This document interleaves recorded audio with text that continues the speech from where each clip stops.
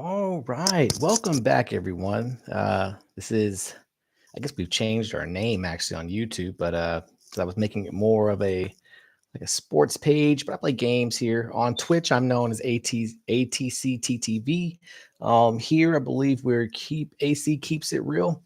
And we're doing something a little different today. Gonna be kind of doing like a book club thing. I love reading, man. I like a lot of books, and I know sometimes some people might not want to read the book. Sometimes some people like audio, like listening to ebooks and listening to people who else read the books to them. So I know not everybody's a great reader. I'm not acting like I'm a great reader, but I do love to read, and I've got a pretty good book I'm going to start reading. We're going to probably try to read about 8 chapters because the book is about 74 chapters long.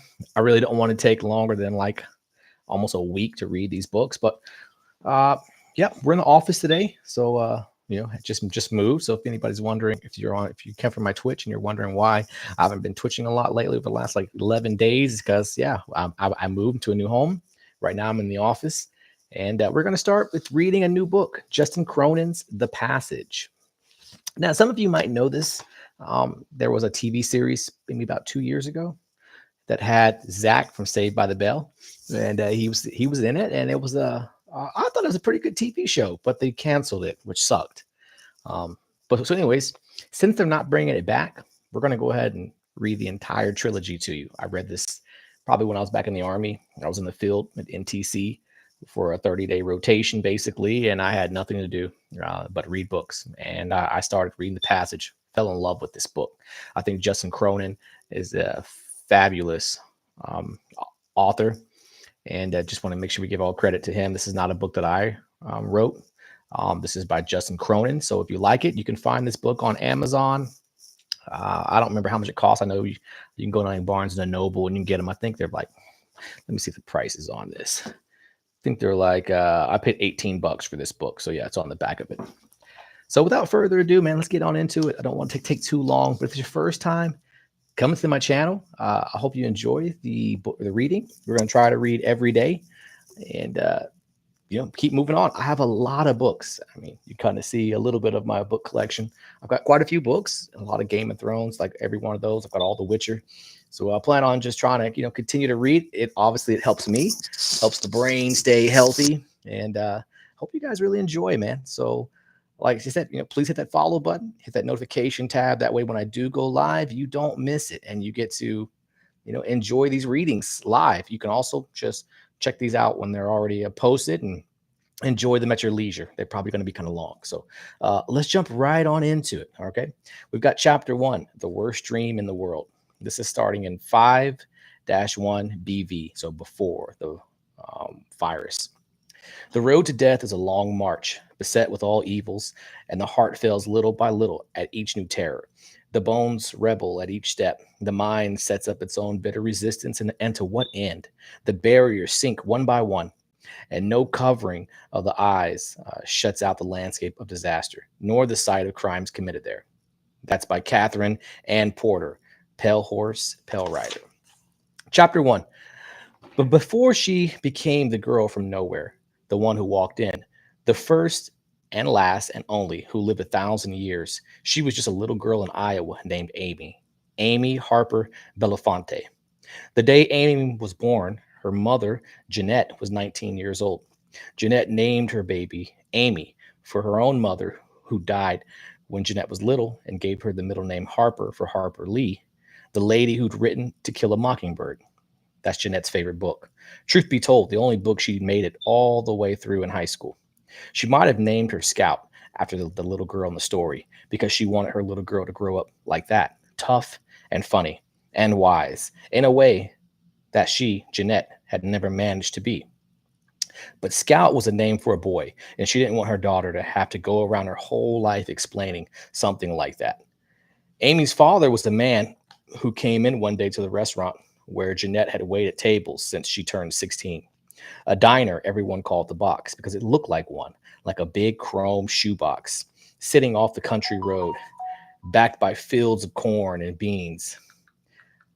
Nothing else around for miles. Oh, let me just pause for a second. See, okay, it's nothing. I'm actually waiting for a phone call from a security system so they can tell me how to turn off that annoying beeping sound. All right, back we were because it looked like a big chrome shoebox sitting off the country road, backed by fields of corn and beans. Nothing else around for miles except a self-serve car wash, the kind where you had to put coins into the machine and do all the work yourself. The man, whose name was Bill Reynolds, sold combines and harvesters, big things like that. And he was a sweet talker who told Jeanette as she poured his coffee, and then later, again and again, how pretty she was, how he liked her coil black hair and hazel eyes and slender wrists. Said it all in a way that sounded like he meant it, not the way boys in school had, as if the words were just, something that needed to get said along the way. To her, letting them do as they liked. He had a big car, a new Pontiac, with a dashboard that glowed like a spaceship and leather seats creamy as butter. She could have loved that man, she thought, really and truly loved him. But he stayed in town only a few days and then went on his way. When she told her father what had happened, he said he wanted to go looking for him, make him live up to his responsibilities. But what Jeanette knew and didn't say was that Bill Reynolds was married, a married man. He had a family in Lincoln, all the way clean over in Nebraska. He'd even showed her the pictures in his wallet of his kids, two little boys in baseball uniforms, Bobby and Billy. So no matter how many times her father asked who the man was that had done this to her, she didn't say. She didn't even tell him the man's name. And the truth was, she didn't mind any of it. Not really. Not the being pregnant, which was easy, right, until the end, nor the delivery itself, which was bad, but fast, nor especially having a baby, her little Amy. To tell Jeanette he decided to forgive her. Her father had done up her brother's old room as a nursery. Close that stuff out. There we go. Where are we at? Up, carried down the old baby crib from the attic, the one Jeanette herself had slept in years ago. He'd gone with Jeanette in the last months before Amy came to the Walmart to pick up some things she needed, the pajamas and a little plastic tub and a wind-up mobile to hang over the crib. He'd read a book that said that babies needed things like that, things to look at so their little brains would turn on and begin to work properly.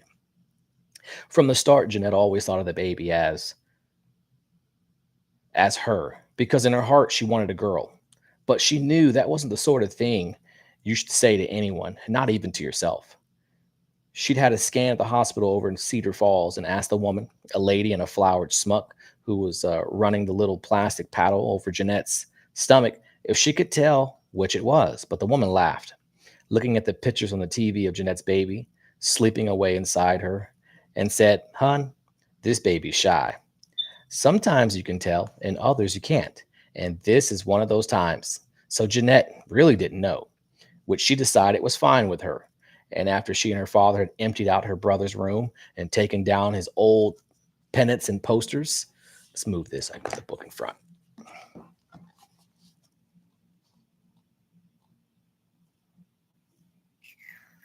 Jose Canseco, a music group called Killer Picnic, the Bud Girls, and seeing how faded and banged up the walls were, they painted it a color the label on the can called Dreamtime, which somehow was both pink and blue at once. Good, whatever the baby turned out to be. Her father hung a wallpaper border along the edge of the ceiling, a repeating pattern of ducks splashing in a puddle, and cleaned up an old maple rocking chair he'd found at the auction hall, so that when Jeanette brought the baby home, she'd have a place to sit and hold her. The baby came in summer, the girl she'd wanted, and named Amy Harper Belafonte. There seemed no point in using the name Reynolds, the last name of a man Jeanette guessed she'd never see again. And now that Amy was here, she no longer wanted to. And Belafonte, you couldn't do better than a name like that. It meant beautiful fountain. Beautiful fountain. And that's what Amy was. Jeanette fed and rocked and changed her. And when Amy cried in the middle of the night because she was wet or hungry or didn't like the dark, Jeanette stumbled down the hall to her room, no matter what the hour was or how tired she felt from working at the box, to pick her up and tell her she was there. She would always be there. You cry and I'll come running. That's a deal between us, you and me, forever and ever. My little Amy Harper Belafonte. As she would hold and rock her until dawn began to pale the window shades and she could hear birds singing in the branches of the trees outside. Let me get some water. So we're done with that paragraph.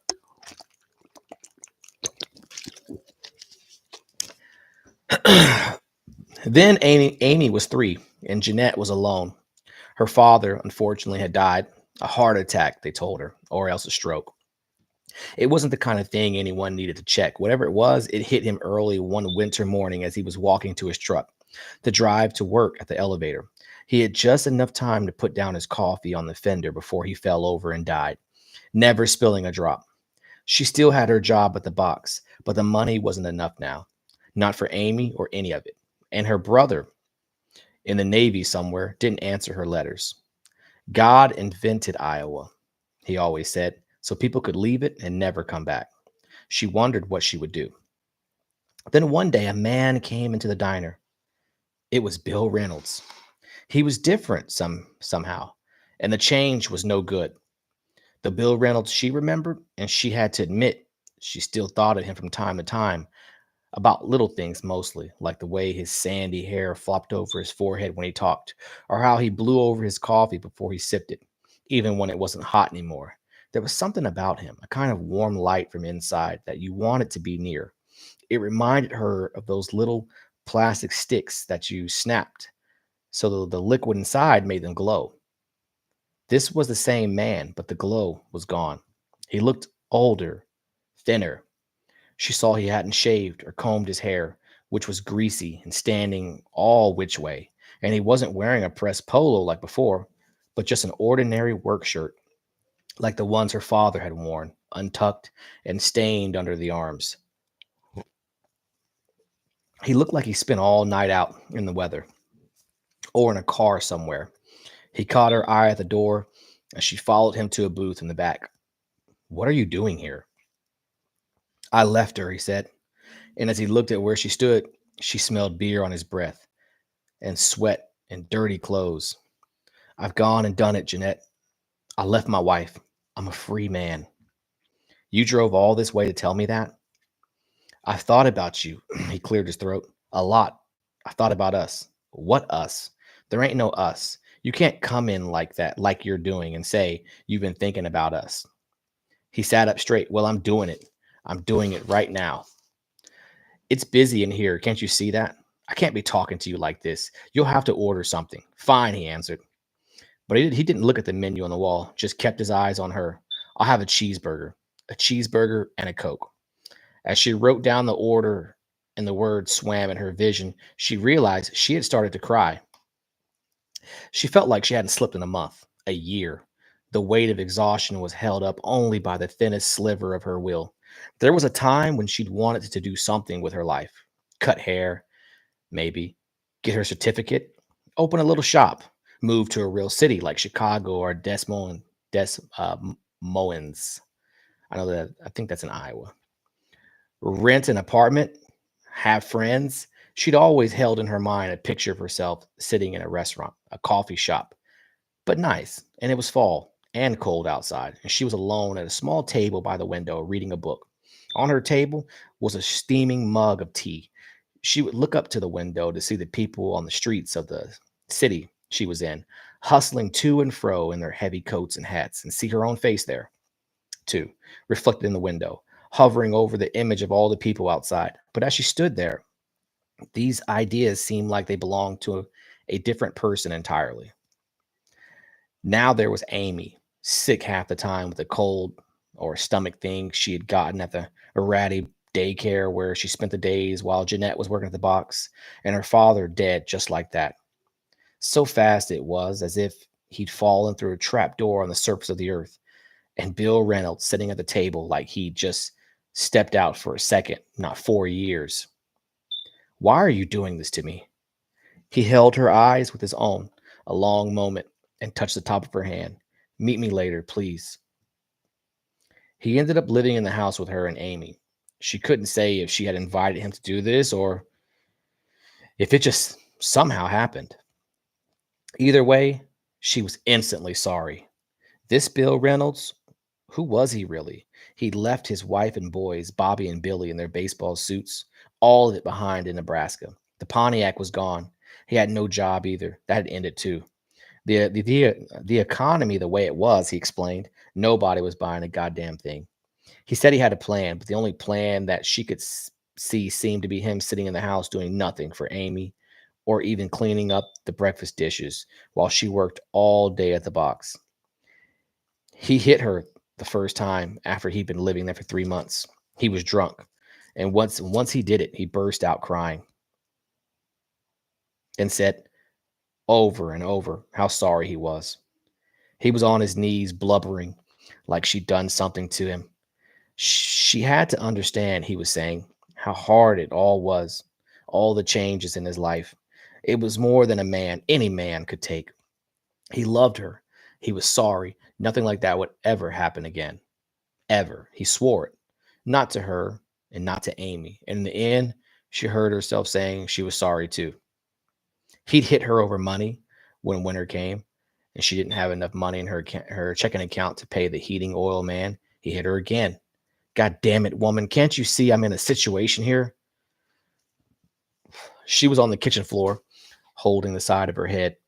He'd hit her hard enough to lift her off her feet.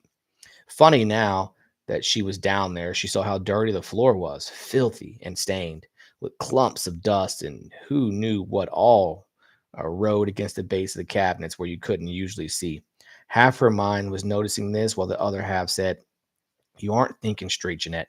Bill hit you and knocked a wire loose, so now you're worrying over the dust." Something funny was happening with the way the world sounded too. Amy was watching the television upstairs on the little set in her room, but Jeanette could hear it like it was playing inside her head. Barney the purple dinosaur and a song about brushing your teeth. And then from far away, she heard the sound of the oil truck pulling away, its engine grinding as it turned out of the drive and headed down the county road. "It ain't your house," she said. "You're right about that." Bill took a bottle of Old Crow from the sink and poured some in a jelly jar, though it was only 10 o'clock in the morning. He sat at the table but didn't cross his legs, like he meant to get comfortable. "Ain't my oil either." Jeanette rolled over and tried to stand, but she couldn't. She watched him drink for a minute. "Get out." He laughed, shaking his head, and took a sip of whiskey. "That's funny," he said. "You telling me that from the floor like you are." "I mean what I say. Get out." Amy came into the room. She was holding the stuffed bunny she still carried everywhere and wearing a pair of overalls, the good ones Jeanette had bought her at the outlet mall, the Oshkosh Bigosh, with the strawberries and embroidered on the bib. One of the straps had come undone and was flopping at her waist. Jeanette realized Amy must have done this herself because she had to go to the bathroom. "You're on the floor, Mama." "I'm okay, honey." She got to her feet to show her. Her left ear was ringing a little, like in a cartoon, birds flying around her head. She saw there was a little blood, too, on her hand. She didn't know where this had come from. She picked Amy up and did her best to smile. "See, Mama just took a spill, that's all. You need to go, honey. You need to use the potty?" "Look at you," Bill was saying. Will you look at yourself?"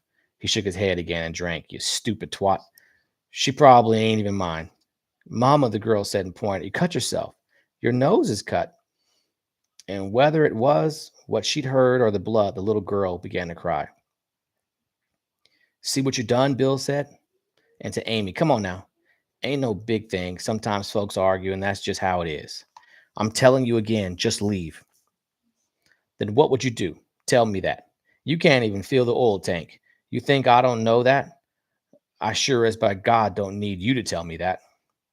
Amy now had begun to wail. Holding her, Jeanette felt the spread of hot moisture across her waist as the little girl released her bladder. "For Pete's sake, shut that kid up." She held Amy tight against her chest. "You're right. She ain't yours. She ain't yours and never will be. You leave or I'm calling the sheriff, I swear." "Don't you do me like this, Jean. I mean it." "Well, I'm doing it. That's just what I'm doing." Then he was up and slamming through the house, taking his things, tossing them back into the cardboard cartons he had used to carry them into the house months ago. Why hadn't she thought it right then? How strange it was that he didn't even have a proper suitcase. She sat at the kitchen table holding Amy on her lap, watching the clock over the stove and counting off the minutes until he returned to the kitchen to hit her again. But then she heard the front door swing open and his heavy footsteps on the porch. He went in and out a while carrying the boxes, leaving the front door open so cold air spilled through the house. Finally, he came to the kitchen, tracking snow, leaving little patches of it waffled to the floor with the soles of his boots. Fine, fine. You want me to leave? You watch me. He took the bottle of Old Crow from the table. Last chance, he said. Jeanette said nothing, didn't even look at him. So that's how it is. Fine. You mind? I have one for the road, which was when Jeanette reached out and swatted his glass across the kitchen, smacked it with her open hand like a ping pong ball with a paddle. She knew she was going to do this for about a half a second before she did, knowing it wasn't the best idea she'd ever had. But by then, it was too late. The glass hit the wall with a hollow thud and fell to the floor, unbroken. She closed her eyes, holding Amy tight, knowing what would come. For a moment, the sound of the glass rolling on the floor seemed to be the only thing in the room. She could feel Bill's anger rising off him like waves of heat. You just see what the world has in store for you, Jeanette. You remember I said that. Then his footsteps carried him out of the room, and he was gone.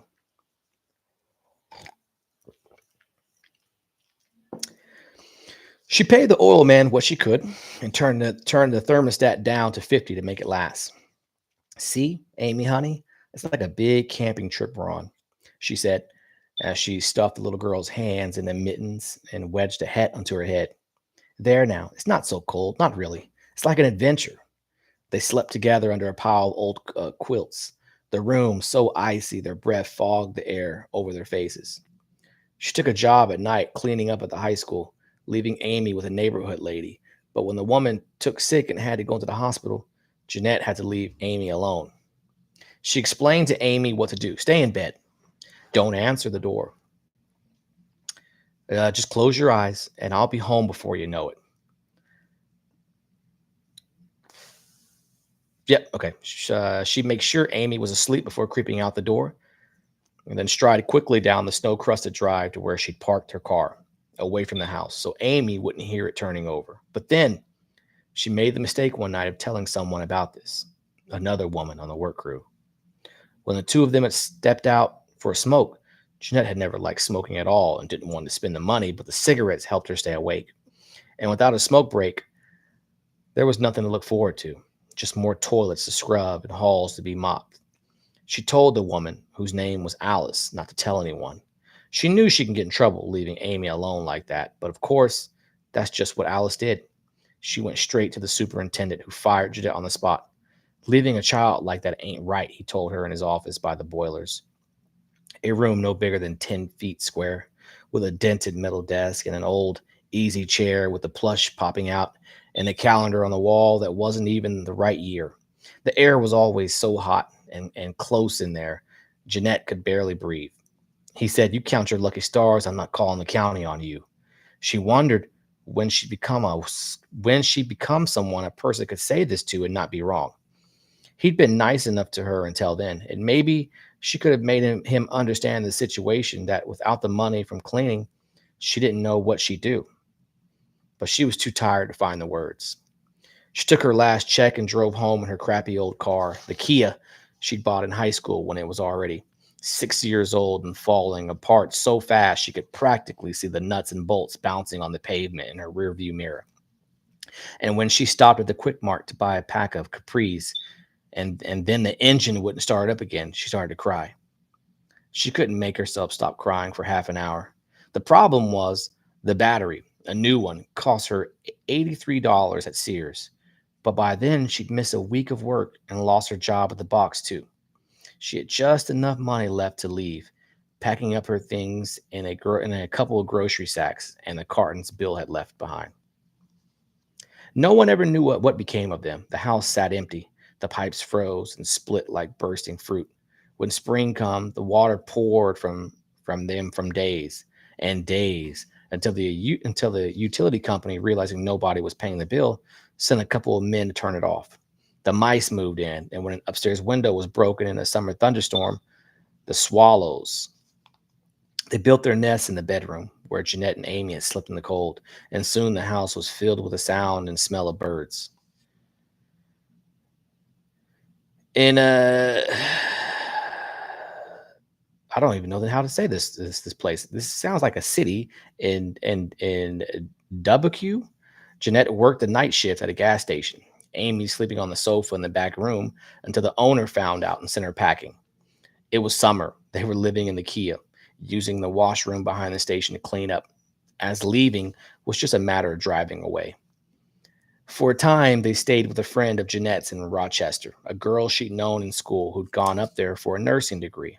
Jeanette took a job mopping floors at the same hospital where the friend worked, but the pay was just minimum wage, and the friend's apartment was too small for them to stay. She moved into a motel, but there was no one to look after Amy. The friend couldn't do it and didn't know anyone who could, and they ended up living again back in the Kia.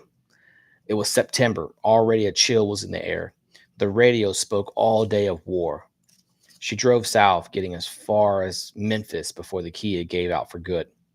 The man who picked them up in the Mercedes said his name was John, a lie she guessed from the way he said it, like a child telling a story about the who broke the lamp, sizing her up a second before he spoke. My name is John. She guessed he was 50, but she wasn't a good judge of these things.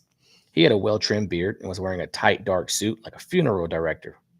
While he drove, he kept glancing at Amy in the rearview mirror, adjusting himself in his seat, asking Jeanette questions about herself, where she was going, the kinds of things she'd like to do, what had brought her to the great state of Tennessee. The car reminded her of Bill Reynolds' Grand Prix, only nicer. With the windows closed, you could barely hear anything outside. The seats were so soft. She felt like she was sitting in a dish of ice cream. She felt like falling asleep. By the time they pulled into the motel, she hardly cared what was going to happen. It seemed inevitable. They were near the airport. The land was flat like Iowa, and in the twilight, she could see the lights of the planes circling the field, moving in a slow, sleepy arcs like targets in a shooting gallery. Amy, honey, Mama's gonna go inside with this nice man for a minute, okay? You just look at your picture book, honey. He was polite enough, going about his business, calling her baby and such. And before he left, he put $50 on the nightstand, enough for Jeanette to buy a room for the night for her and Amy. But others weren't as nice. During the night, she'd lock Amy in the room with the TV on to make some noise and walk out to the highway in front of the motel, just kind of stand there. It didn't take long. Somebody would stop, always a man. And once they worked things out, she'd take him back to the motel. Before she let the man inside, she'd go into the room by herself and carry Amy to the bathroom, where she'd made a bed for her in the tub out of some extra blankets and pillows. Amy was 6. She was quiet, barely talked most of the time, but she taught herself to read some from looking at the same books over and over, and could do her numbers. One time they were watching Wheel of Fortune, and when the time came for the woman to spend the money she'd won, the little girl knew just what she could buy. That she couldn't afford the vacation to Cancun, but could have the living room set with enough money left over for his or her golf clubs. Jeanette thought it was probably smart of Amy to figure this out, maybe more than smart. As she guessed, she should probably be in school, but Jeanette didn't know where there were any schools around there. It was all auto body repair and pawn shops and motels like the one they lived in, the Super Six. The owner was a man who looked a lot like Elvis Presley, not the handsome young one, but the old fat one with the sweaty hair and chunky gold glasses that made his eyes look like fish swimming in a tank. And he wore a satin jacket with a lightning bolt down the back, just like Elvis had. Mostly, he just sat at his desk behind the counter playing solitaire and smoking on a little cigar with a plastic tip. Jeanette paid him in cash each week for the room. And if she threw in an extra 50, he didn't bother her any. One day he asked her if she had anything for protection, if maybe she wanted to buy a gun from him. She said, sure, how much? And he told her another $100. He showed her a rusty looking little revolver at 22. And when she put it in her right hand there in the office, it didn't seem like much at all, let alone something that could shoot a person. But it was small enough to fit in the purse she carried out to the highway. And she didn't think it would be a bad thing to have around. Careful where you point that, the manager said. And Jeanette said, okay, if you're afraid of it, it must work. You sold yourself a gun. And she was glad she had it. Just knowing it was in her purse made her realize she'd been afraid before, and now she wasn't, or at least not as much. The gun was like a secret. The secret of who was, like she was carrying, the last bit of herself in her purse. The other Jeanette, the one who stood on the hallway in a sketchy top and skirt, who cocked her hip and smiled and said, what you want, baby? There's something I can help you with tonight? And Jeanette was a made up person, like a woman in a story she wasn't sure she wanted to know the end of. The man who picked her up the night it happened wasn't the one she would have thought. The bad ones you could usually tell right off, and sometimes she said no thanks and just kept walking. But this one looked nice. A college boy, she guessed, or at least young enough to go to college, and nicely dressed, wearing crisp khaki pants and one of those shirts with a little man on the horse swinging the hammer. Polo. He looked like someone going on a date, which made her laugh to herself when she got to the car. A big Ford Expo with a rack on the top for a bike or something else. But then a funny thing happened. He wouldn't drive to the motel. Some men wanted her to do them right there in the car, not even bothering to pull over. But when she started in on this, thinking that was what he wanted, he pushed her gently away. He wanted to take her out, he said. She asked, what do you mean, out? Someplace nice, he explained. Wouldn't you rather go someplace nice? I'll pay you more than whatever you usually get. She thought about Amy sleeping back in the room and guessed, it wouldn't make much difference one way or the other as long as it ain't more than an hour, she said. Then you got to take me back. But it was more than an hour, a lot more. By the time they got where they were going, Jeanette was afraid. He pulled up to a house with a big sign over the porch showing three shapes. It looked almost like letters, but not quite. And Jeanette knew what it was. A fraternity. Someplace a bunch of rich boys lived and got drunk on their daddy's money, pretending to go to school to become doctors and lawyers. You'll like my friends, he said. Come on, I want you to meet them. I ain't going in there, she said. You take me back right now. He paused, both hands on the wheels. And when she saw his face and what was in his eyes, the slow, mad hunger, he suddenly didn't look like such a nice boy anymore. That, he said, is not an option. I'd have to say that's not on the menu just now. The hell it ain't. She threw the door of the truck open and made to walk away. Never mind, she didn't know where she was. But then he was out too, and he grabbed her by the arm. It was pretty clear now what was waiting inside the house, what he wanted, how everything was going to shape up. It was her fault for not understanding this before. Long before, maybe as far back as the box on the day Bill Reynolds had come in, she'd realized the boy was afraid too, that somebody was making him do this, the friends inside the house, or it felt like it to him anyway. But she didn't care. He got behind her and tried to get his arm around her neck to lock her with his elbow, and she hit him hard, where it counted, with the back of her fist, which made him yell, calling her bitch and whore, all the rest, and struck her across the face. She lost her balance and fell backward, and then he was on top of her. His legs astride her waist like a jockey riding a horse, slapping and hitting, trying to pin her arms. Once he did this, it would all be over. He probably wouldn't care if she was conscious or not, she thought. When he did it, none of them would. She reached into her purse where it lay on the grass. Her life was so strange to her, it didn't seem like it was even her own anymore. If it had ever been hers to begin with, but everything made sense to a gun. A gun knew what it was. She felt the cool metal of the revolver slide into her palm, like it wanted to be there. Her mind said, don't think, Jeanette. And she pushed the barrel against the side of the boy's head, feeling the skin and bone where it pressed against him, figuring that was close enough. She couldn't miss. And then she pulled the trigger. It took her the rest of the night to get home. After the boy had fallen off her, she'd run as fast as she could to the biggest road she could see, a wide boulevard glowing under streetlights, just in time to grab a bus. She didn't know if there was blood in her clothes or what, but the driver hardly looked at her as he explained how to get back to the airport, and she sat in the back where no one could see. In any case, the bus was almost empty. She had no idea where she was. The bus inched along through the neighborhoods of houses and stores, all dark, past a big church, and then signs for the zoo, and finally entered downtown, where she stood in a plexiglass shelter, shivering in the damp, and waited for a second bus. She'd lost her watch somehow and didn't know the time. Maybe it come off somehow when they were fighting, and police could use it as a clue. But it was just a Timex she'd bought at Walgreens, and she thought it couldn't tell them much. The gun was what would do it. She tossed it on the lawn, or so she remembered.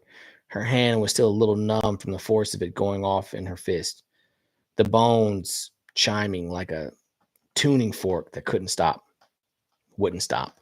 By the time she reached the motel, the sun was rising. She felt the city waking up. Under the ash, under the ashy light, she let herself into the room. Amy was asleep, the television still on. An infomercial for some kind of exercise machine. A muscled man with a ponytail and huge dog-like mouth was barking silently out of the screen. Jeanette figured she didn't have much more than a couple of hours before somebody came. That was dumb of her, leaving the gun behind, but there wasn't any point worrying over that now. She splashed some water on her face and brushed her teeth, not looking at herself in the mirror, then changed in the jeans and a t-shirt and took her old clothes, the little skirt and sketchy top and fringed jacket she'd worn to the highway, streaked with blood of bits of things she didn't want to know about, behind the motel to the reeking dumpster where she shoved them in. It seemed as if time had compressed somehow, like an accordion. All the years she'd lived and something that had happened to her were suddenly squeezed below the weight of this one moment. She remembered the early mornings when Amy was just a baby, how she held and rocked her by the window, often falling asleep herself. Those had been good mornings, something she'd always remember. She packed a few things into Amy's Powerpuff Girls knapsack and some clothing and money into a grocery sack for herself. Then she turned off the television and gently shook Amy awake. Come on, honey. Wake up now. We gotta go. The little girl was half asleep, but allowed Jeanette to dress her. She was always like this in the morning, dazed and sort of out of it. And Jeanette was glad it wasn't some other time of day when she'd have to do more coaxing and explaining. She gave the girls cereal bar and a can of warm grape pop to drink, and then the two of them went out to the high school where the bus had let Jeanette off. She remembered seeing on the ride back to the motel the big stone church with its sign out front, Our Lady of Sorrows. If she did the buses right, she figured, they'd go right by there again. She sat with Amy in the back, an arm around her shoulders to hold her close. The little girl said nothing, except once to say she was hungry, and again. And Jeanette took another cereal bar from the box she'd put in Amy's knapsack, with the clean clothing and the toothbrush in Amy's Peter Rabbit. Amy, she thought, you are my good girl, my very good girl. I'm sorry, I'm sorry. They changed buses downtown again and rode for another 30 minutes. And when Jeanette saw the sign for the zoo, she wondered if she'd gone too far. But then she remembered that the church had been before the zoo, so it would be after the zoo now, going the other direction. Then she saw it. In daylight, it looked different. Not as big, but it would do. They exited through the rear door, and Jeanette zipped up Amy's jacket and put the knapsack on her while the bus pulled away.